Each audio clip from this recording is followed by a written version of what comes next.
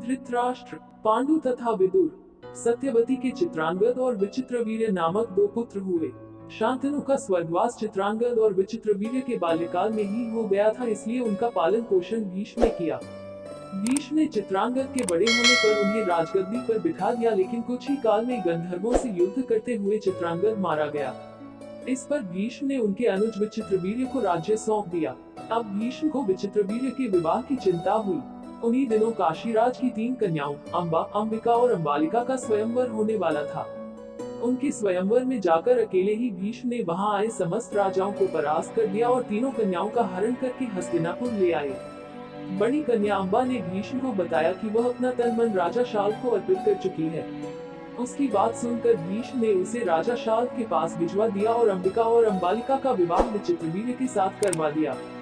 राजा शाल्व ने अंबा को ग्रहण नहीं किया, अतः वह हस्तिनापुर लौट कर आ गई और भीष्म से बोली, हे आर्य, आप मुझे हर कर लाए हैं, अतः आप मुझसे विवाह करें।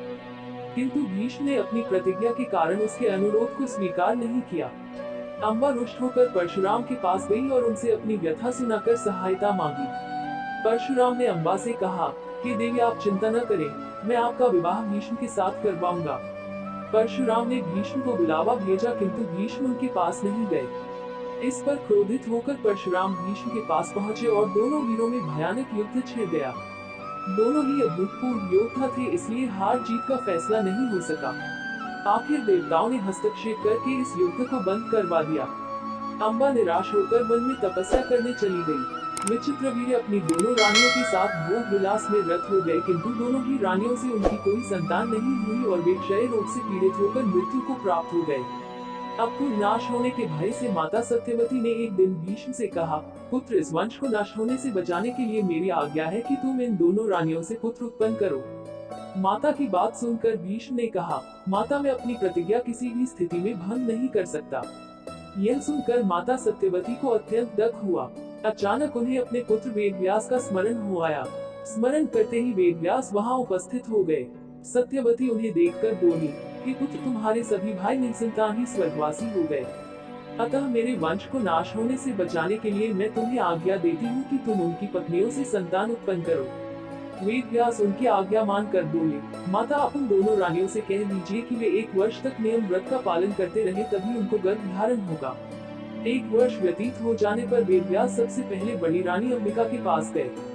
अंबिका ने उनके तेज से डरकर अपने नेत्र बंद कर लिए। वेदव्यास लौटकर माता से बोले, माता, अंबिका का बड़ा तेजस्वी पुत्र होगा, किंतु नेत्र बंद करने के दोष के कारण वह अंधा होगा।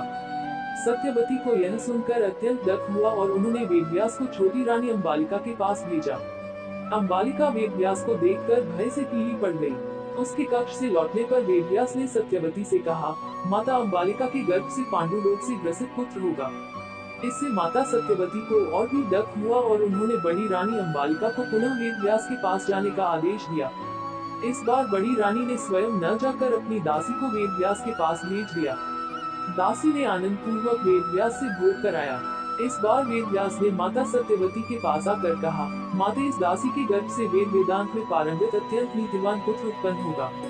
इतना कहकर वेदव्यास तपस्या करने चले गए। समय आने पर अंबिका के गर्भ से जन्मान धृतराष्ट्र, अंबालिका के गर्भ से पांडु लोक से ग्रसित पांडु तथा दासी के गर्भ से धर्मात्मा विदुर का जन्म हुआ।